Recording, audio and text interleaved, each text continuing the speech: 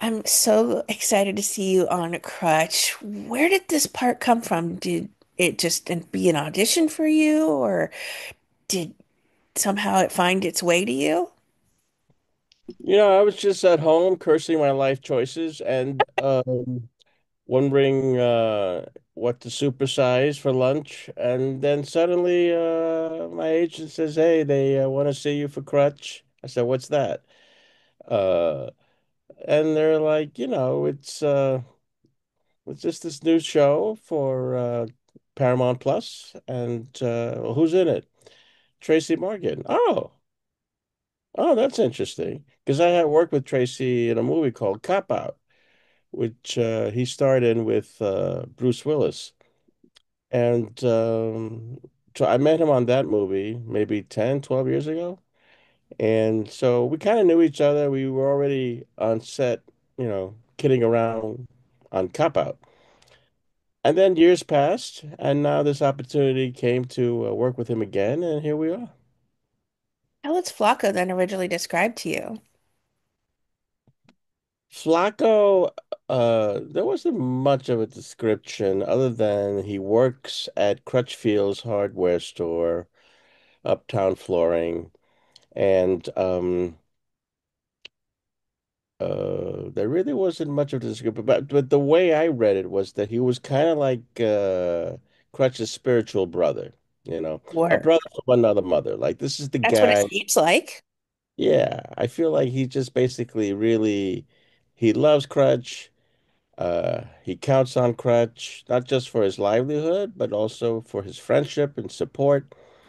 And that was the angle I could lock into because I have people that I love like brothers, friends that I've grown up with from high school and you just need that guy you can count on. And so for me, Flacco is that guy Crutch can count on.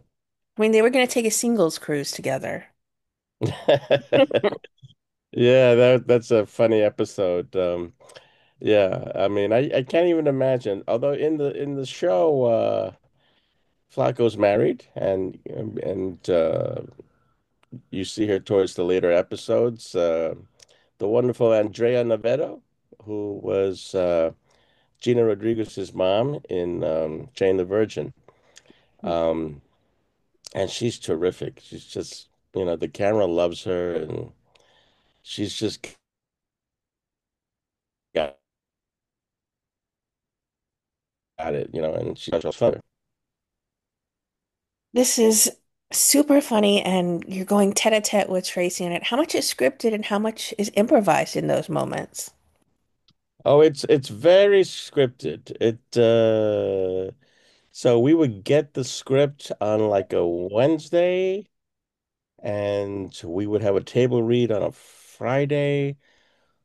Hopefully learn our lines over the weekend, and on Monday, forget those lines. It's all been rewritten. And so you have to do a producer's run and a writer's run, and you try it out and you try it out, and there's like six or seven writers that follow you like dwarves, and they just like you go from one set to the other.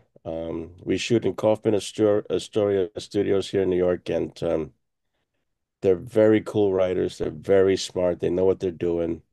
Um, and they all kind of like compete amongst each other for dialogue and for ideas, and then they stir it in a pot, and then they present it to the actors, and we hopefully give life to it. But it's a challenge, because you're in front of a live audience and three cameras, and uh, but it's exciting too. It's exciting, you know. It's so funny to watch you and Keisha and Tracy, and everyone is just so good at their comedy game. Have you always just had this natural ability for comedy, or have you had to work at it? I think so much of this is I do believe you have to be born with the chops. I do. If you want to be make a living at this, there is a certain level, I believe, of innate talent. And of course, you can hone that talent with school and craft and discipline and all this. But there are people that are just not funny, and there are people that just are. And anyway, I'd like to think I'm one of the funny ones. You Um, you are. I remember when I was 10 years old, um, they put on a Halloween party at my school, and I went to an all-Catholic grade school, and everybody was dressed in like the Virgin Mary or Joseph or a shepherd or something like this. And I didn't have money for like any nice fancy outfits. So I just grabbed my father's sports coat, which was 10 times bigger than me, and I painted my face kind of like brown and red and all this, and I messed up my hair, and I just showed up to school just really looking like a mess, and that was my costume. I was just like, yeah, I'm the crazy guy. And they were all looking at me like Sister Mary Owen wanted to slap my head. I just know she did, but she held back. So that was good. Um, but my brain has always gone left while everyone else's has gone right. Whether it's classmates, whether it's my family, no one thought I was going to be in this business or should be in this business. They all thought I was crazy, and I am. But I I had to honor who I am, you know? Um, one of the things I've come to discover is that if you don't, if you don't honor your talent, it haunts you. And I didn't want to live a haunted life. All of these episodes have been so funny with those little laugh tears you get. Was there one where it was maybe harder for you to keep it together during filming, or even one you're just find as a favorite of yours to film? Well, you'll see over the course of the season, and it's on Paramount Plus. All the episodes are up and running now. I invite everybody to see it because it's really a sweet family show. You know, these are dark days, and I feel like now more than ever, we need light, entertaining, funny material to just help us keep going. And that's what Crutch is. In terms of favorite, we've had so many extraordinary guest stars. Um, I am particularly fond of the fact that Arsenio Hall does a guest star. And Arsenio Hall is Arsenio Hall, man. He's the man's legend. And Yeah. he regaled us with stories of how he interviewed Michael Jackson and the day, Bill Clinton came on and played the saxophone and all these fantastic stories of when he did his show. But he was a complete pro. He knew his lines. He showed up. He nailed it, and then he went home, and he was great. So I think finally of that episode. What do you think it is about Crutch that's just going to make it a quick fan favorite show? It's already been out for a few days now, and it's getting such great buzz. Oh, really? Great to hear. It's really a show about connection. To me, that's the most important thing because you have Crutch. You have his adult children moving back into him after thinking that they were going to move out and he had time and space to just be himself. And it's really about family and connection. And at the end of the day, no matter how fast life goes by, you need people that ground you in your life. You need people that remind you you matter.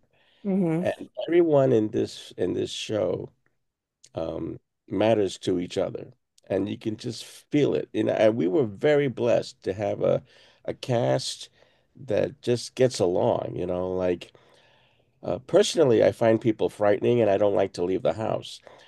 But when I when I go to work, I'm so relieved to be with these fine actors.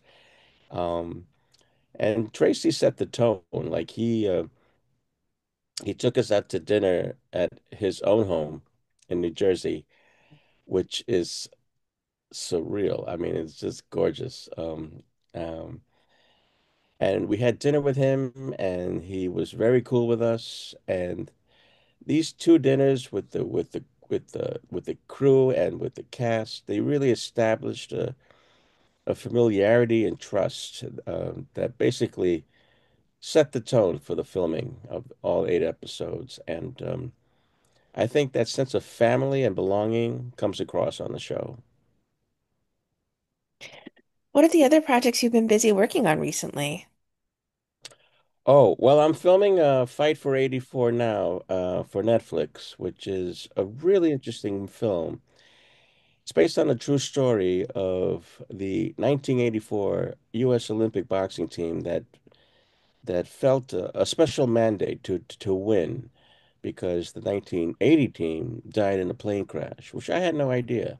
Like the whole team got wiped out. And when the 84 team came along, they just felt they had to win. And they did. They wound up winning 9 gold medals, 1 bronze, and 1 silver. More medals than ever or since. And so, extraordinary story. Jamie Foxx is the head coach, and I play his assistant coach, and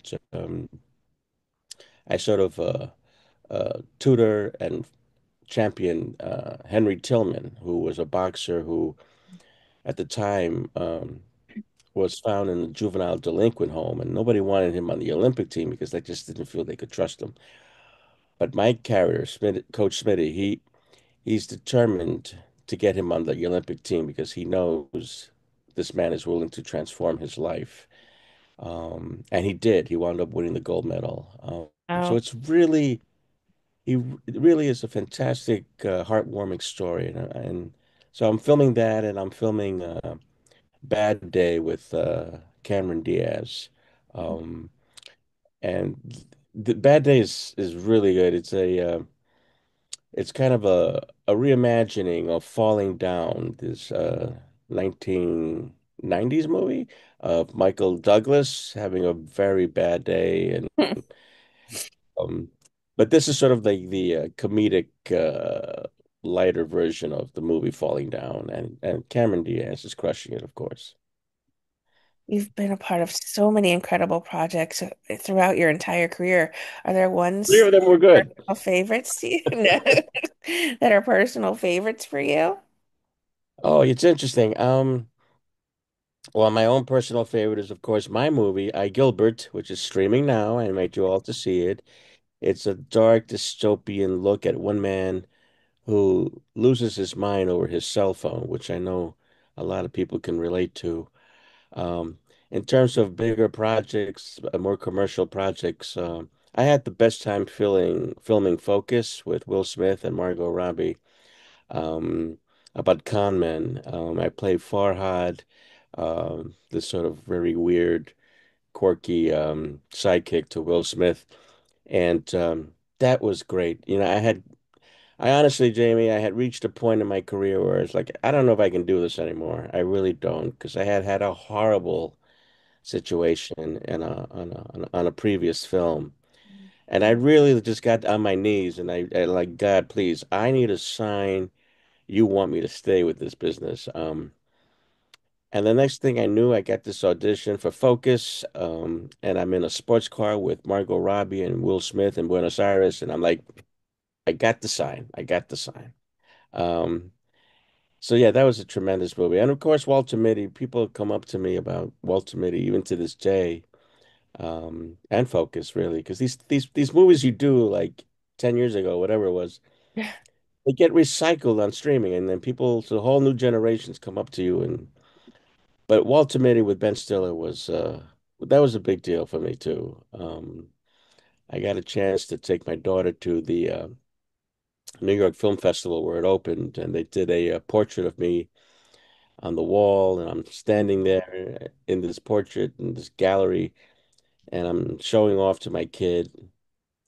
And she looked at me and said, "Wow, that's cool. When do we eat?" So yeah, She we'll has eat your after the comedic movie. timing. What?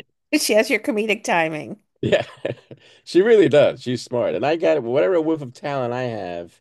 I got from my mom, who was hysterical. She has such a sarcastic wit. But yeah, I would say Walter Mitty and Focus and I Gilbert. Do you have any projects you're working on as a writer, producer yourself, director You even? know it. No, I do. I do. I'm working on a film now, called Gabacho, which is about it's a comedy on race, and it's perfect for our time. And it very I can't get into it too much, but it's going to be special. Um, and yeah, I'm determined to see it through. The script is out, and producers are checking it out, and yeah, it's gonna happen. So Gabacho is gonna be a big deal for me, and Good when it comes out, we'll have another talk about it. Mhm. deal. What would you like to say to everybody who are fans and supporters of the wonderful work you continue to do on our screens, Adrian? What would I like to say? Just whatever talent you have, show up for it, because if you don't, it haunts you. And whether you're a writer or an actor or director or a plumber or the super or a doctor, show up for whatever passion you have, because otherwise it will haunt you, and no one wants a haunted life. Trust me.